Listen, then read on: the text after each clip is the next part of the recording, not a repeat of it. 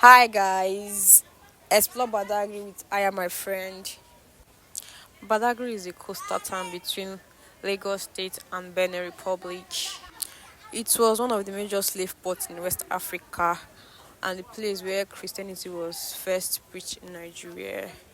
We had 5 places to tour, but we ended up touring 3 places. The first place we visited was the Brazilian Baraccon of Seriki Abass.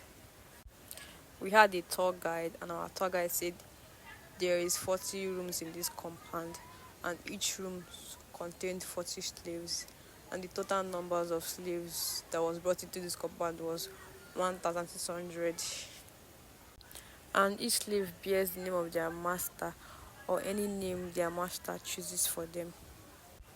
This is the man that owns the compound. His birth name was Ifare Meneku. He was captured by a slave merchant named Abbas and later resold to another merchant called Williams, who took him as his domestic slave and took him to Brazil, taught him how to read and write. When William Abbas returned to Nigeria, he settled in the island and later settled in Badagry, where he built a 40-room Brazilian Baraccon, where he held slaves and later sold them to the Europeans. So these are the European products that the European brought for the exchange of human beings. Then Nigeria used cowries for exchange, and the Europeans could not use our money, so they brought their products to trade for slaves. In Nigeria, then the value of an umbrella was 40 slaves. That means before you could get an umbrella, you have to bring 40 hefty men. A bottle of gin, 10 slaves. A big cannon gun, 100 slaves. And the small cannon gun was 40 slaves. They used the cannon gun to wage war against themselves so they could capture slaves to sell to the white men. The kettle, bead, and brass dish were gifts given to Seriki by the Brazilians. The mirror has no particular number of slaves, depends on how much you bargain. Ceramic bowl, 10 slaves, gone 40 slaves, and this door has been here since 1840. Seriki was a Muslim leader, and this was his court where he settled all issues concerning the Muslims. And this is where Seriki was buried by the Muslim community. He died in June 1919.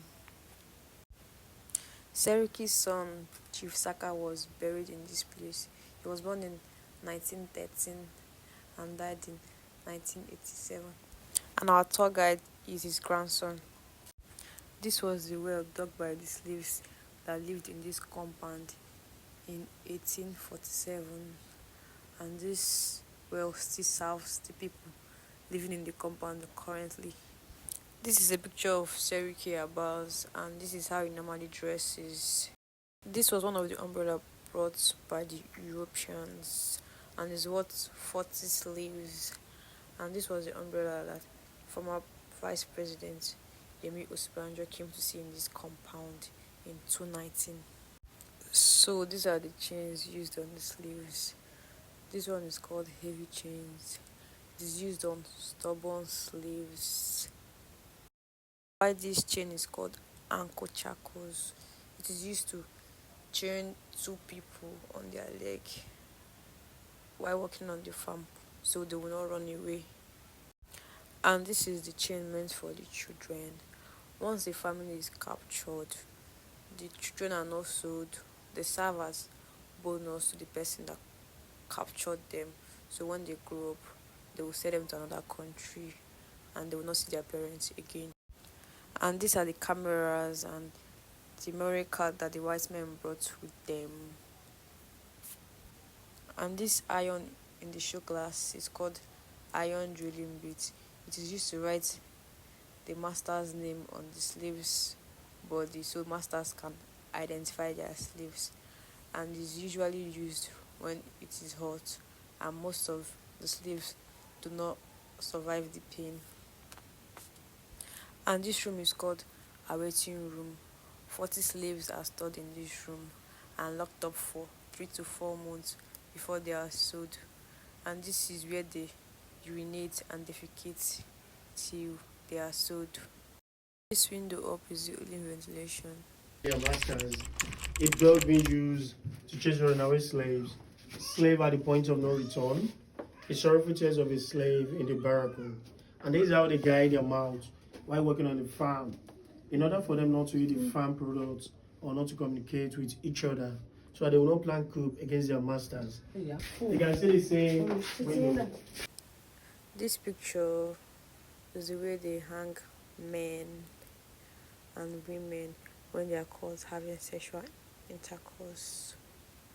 This is their punishment, and they will be like this till they die. Just imagine if it was now, all my friends would have been dead. They're just here fornicating for free, guy.